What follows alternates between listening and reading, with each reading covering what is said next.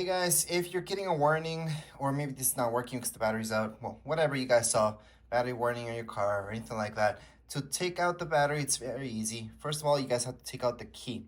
So take out the key. On the side, you will see this. So again, on the side, see this? Press on it, that's a button, and then just take this out like so. So that's your key. So that's how you guys can take out the key. It's important to take out the key because the key will help you open this up. So to open this up, it's actually extremely easy. All you have to do is just apply some pressure. And once you apply that pressure, that's just to snap this out. You could do it just with your fingers, by the way. But this will help you apply that pressure so you can lift this up. It's gonna pop open, and there's your battery. So that's how your battery looks like. So the battery that comes pre-installed is this one. You don't have to buy the exact same brand. It could be a different, completely different brand. Does not have to be this one, but you could replace with the same one. So it's a CR2450, 3 volt. What I found was just an Energizer one, same number.